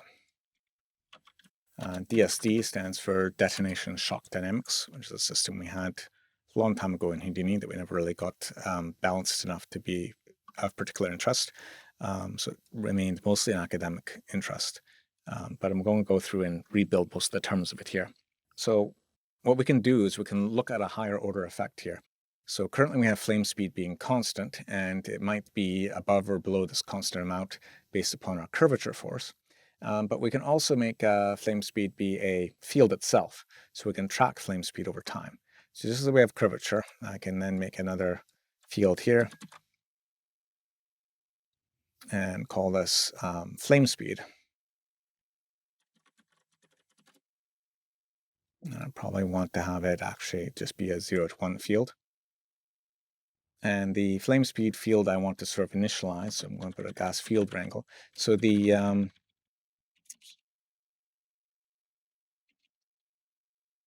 this enable solver here I'm using as a universal gate right now because it only runs on that first frame when waste isn't present. And so I can use this thus to initialize my flame speed all to a certain value. Don't use 0.3, it's our standard value. Now on the move flame front, rather than using flame speed as a expression that's passed in, I can use the flame speed field I have. At this point, we've done a lot of work to do nothing particularly interesting, because we'll see we have this flame speed field, and it's storing 0.3 all the time, and that's how fast it moves out. Now, what we can do first is we can add some dynamics to this. So rather than running this as curvature force, I can update flame speed over time based upon forces. So let's figure out what our force on the flame speed should be, or the flame speed acceleration.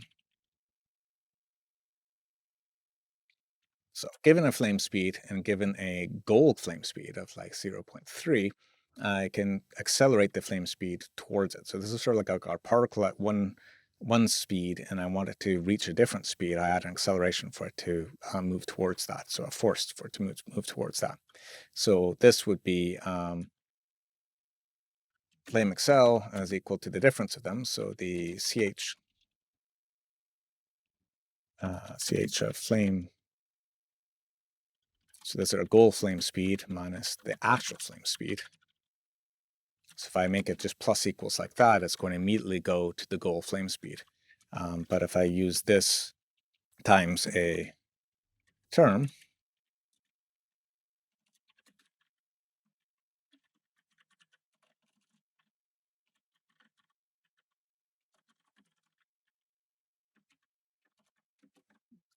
and then I also want to update the flame speed from that. So I say flame speed plus equals the flame acceleration times the timing. So now it won't immediately go to that speed, but it will only go 1/24th to that speed.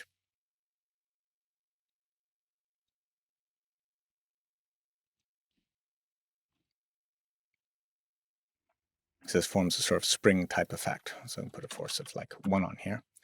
And now if I put the flame wrangle here and the flame speed, I default it to 0.1, so it's running slowly.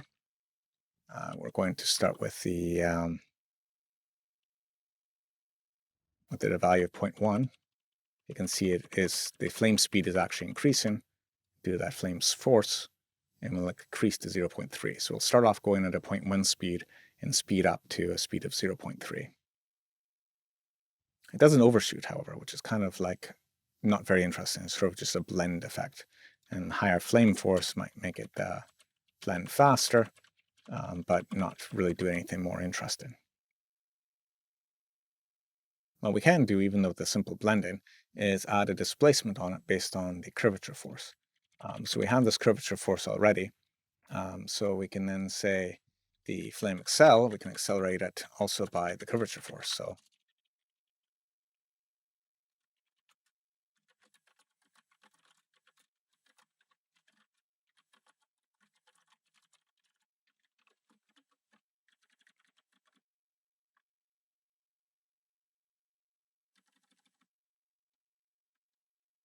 I just realized this needs to be just flame speed.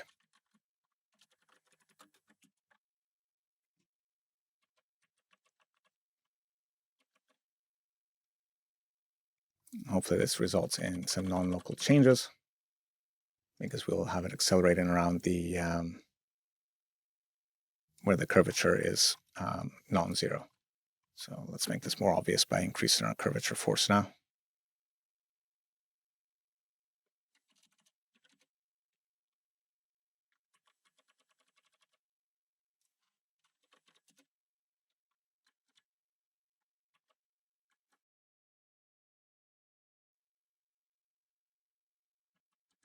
I'm changing the parameter, 0.3.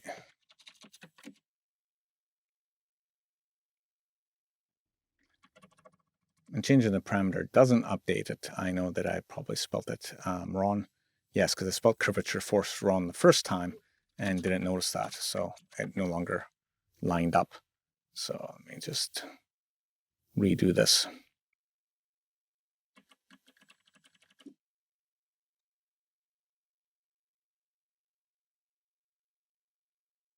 Curvature force.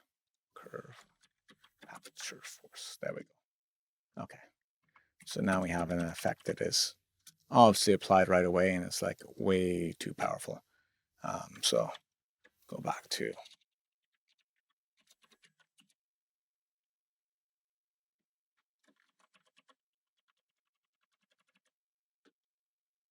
So now we have a dampener, which is dampening back to the rest speed of 0.3, and a curvature force that's trying to push it away from that rest speed at the same time. We can start getting more interesting patterns by balancing these. And this we'll call DSDA.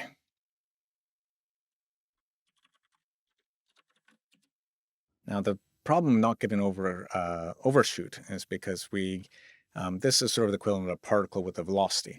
And in order to get the overshoot, you want to have acceleration. But in this case, it's kind of confusing because rather than having position and velocity, we actually have like speed and acceleration. So the next one is jerk. So we need speed, acceleration, and jerk. So we're going to have an additional field that we add called flame acceleration to go with flame speed. So we'll move this over to give us some more room here. We did flame speed. Add another one.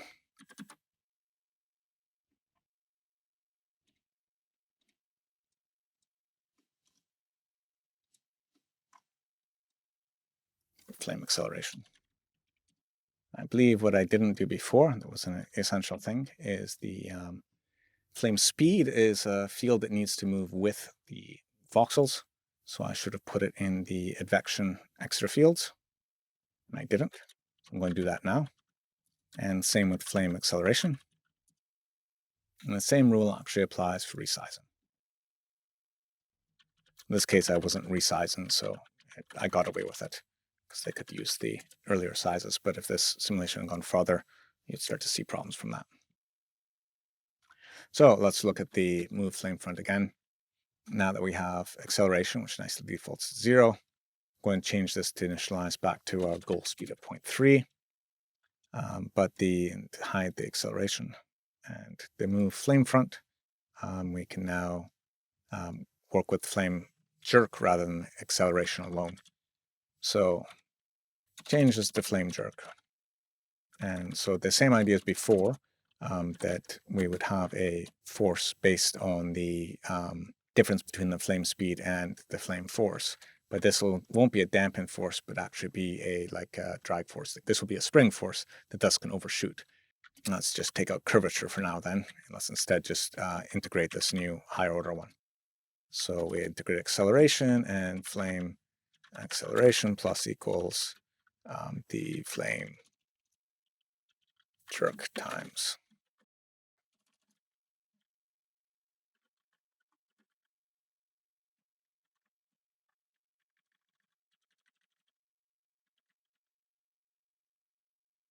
Okay, so let's move the stuff that isn't needed, make it less confusing. So currently we have this one term, which is going to be a spring pushing us back to our actual desired value. And if we did this properly, we'd actually should be able to get overshoot now from this setup. So let's see if we actually get overshoot. That should be our first test. And so I'm going to go back and change this field wrangle again to 0.1, so it's under. And we should be able to thus get the result that it brightens up to 0.3. See, it's brightening up to 0.3, but I should go right past it. As you get into the green now. Now you note the flame front's hitting these square walls. That's because we've not included the flame front in the resizing rules for the reference grids. So it isn't activating any new grid. So anytime it hits any inactive voxel region, it just stops. This is good because we don't want to take infinite room and get slower for us to compute. So we see it did get up to green, which I think is farther, but I'm going to increase the flame force just to make this more obvious. Flame force, let's make it 10.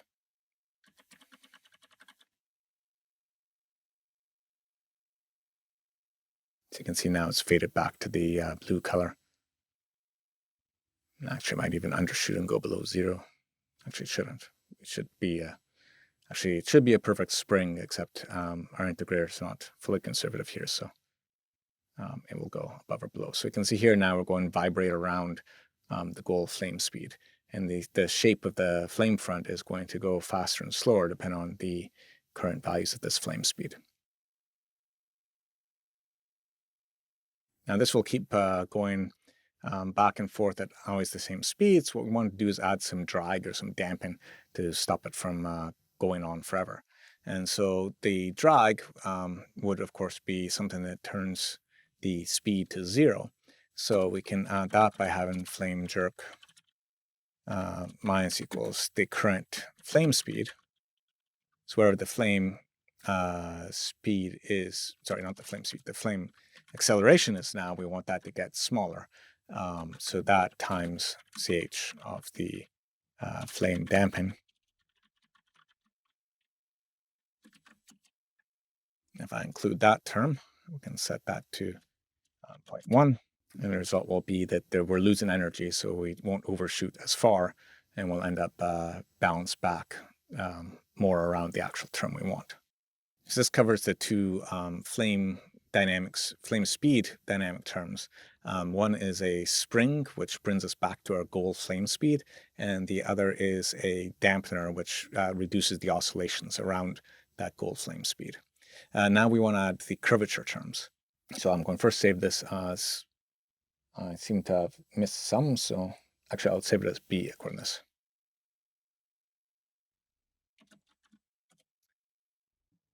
To add the curvature term, we can simply add it back in. We already have a curvature term here. We want to add it as a force, which in this case is in the jerk land.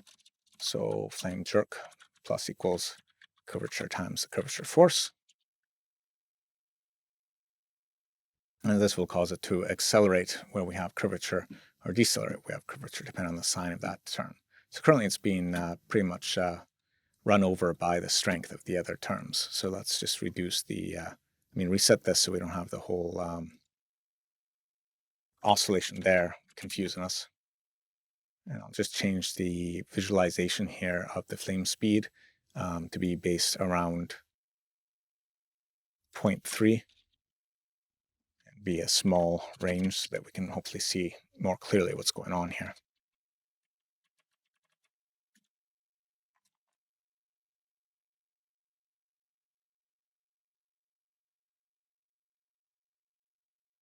So let me increase that curvature force. Yeah, now we're starting to see some different colors in there. It's definitely speeding up and slowing down depending on the local curvature. And this is the one that will increase the spikiness of the shape. Let's go with the negative one, which will smooth it out. Not quite. I'm probably in the zone of instability here. I need to take smaller time steps for these particular parameters. Now, one thing we have with curvature is we're constantly accelerating the curvature from the change in because the curvature stays positive, it'll keep accelerating on it. So what we can do is add an additional dampen term based on curvature itself. To do this, you need to know the history of the curvature. And so this ends up becoming much like the history of temperature we added before. Namely, we want to add a old curvature field and advect the curvature field into that and then use that. So I'm going to quickly do that. First, cut and paste the curvature field. Make sure that gets wired in. So we have another one. I'll call this one old curvature. And old curvature, I will want to make sure that both curvature and old curvature are resized, because if they grow, we need to make sure we include them. And I need to make sure that old curvature is advected. I don't need to advect curvature because I'll rebuild it every frame. I just need to make sure it's the right size. It's the old curvature that has to be advected. And likewise over here, I will have the, in the move flame front, I will want to make sure at the very end I reset that. So I say old curvature equals curvature. That'll ensure we keep that around.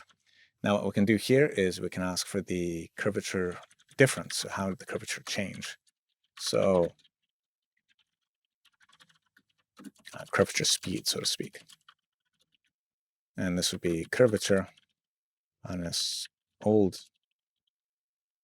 curvature, and then depend on the time step.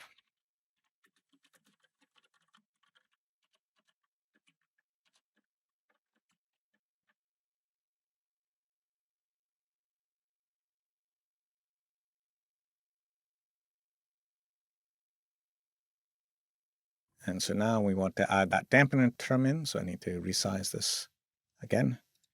And so we have curvature force, we want curvature dampen. So I do flame jerk.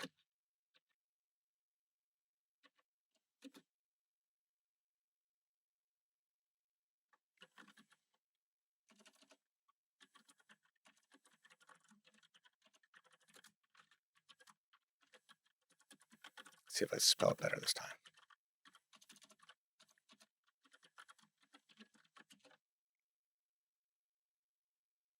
And our curvature dampening, we can then put a stronger value in. One thing with this, though, is we do have a problem where it has a strong value in frame 1. And it's got a very interesting evolution. I think this is actually in an unstable zone. The trouble with this sort of system is that if you end up in an unstable zone, you can get some really interesting results, but they will disappear once you tweak parameters slightly, which gets very annoying if you're trying to change your scale or something like that afterwards. Just make sure I didn't destroy the math by setting it to 0. And see, I get the same sort of results. The other thing we probably need to do here is our curvature field and our flame speed field should be extrapolated outwards. And that's because they're only really well defined at the flame front boundary. This is supposed to be a 2-dimensional process we're running, but we're currently doing it in 3D because, well, that's the tools we have and it's easier. You don't have to worry about topology or anything. But the problem is then you have these 3D effects that show up that are not relevant to the actual behavior. So to do that, we can do a gas extrapolate. And we want to do that after the reinitialize SDF, because before that, we don't have a proper field to extrapolate with. So we can extrapolate a bunch of fields like flame speed, and flame acceleration, all according to our flame front field.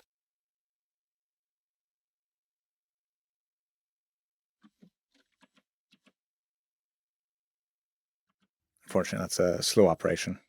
Yeah, so in this case, we extrapolated the practically 0 out there. So I want to just move it in so we can better see our. This is current one I'm visualizing is flame speed, which is here. Let's move the position of the plane over. So we can see it's now got extrapolated values rather than trying to recompute flame speed everywhere around there, because this dynamic should be equal everywhere around there. So this is currently running a bit slowly because we have to compute on the entire domain. In particular, the extrapolation operation, as you saw, is what really killed the performance. So at this point, we now have a flame front rule, which is running in dynamics using flame speed and flame acceleration as fields that are affected over time. And it's controlled by the goal flame speed, which is 0.3 here. Then there is the flame force, which is the spring, bringing it to that goal flame speed. The flame dampen, which is mitigating the oscillations around the flame speed. And then we have a curvature force, which biases towards either making it more spiky or more smooth surface. And then the curvature dampen, which tries to reduce the higher order motion from that. These are actually the terms involved in the detonation shock dynamics. Now, the exact math, like the way these terms is computed, is considerably different because they're often the function of other variables, which you can look in the paper for more details. But this at least gives you a starting point, I hope, of understanding the paper and know where these 4 numbers are trying to represent. So thank you very much for your time. I'm happy the earlier, more useful version of this, which is the flame front oxygen limited solver, is now in SideFX Labs.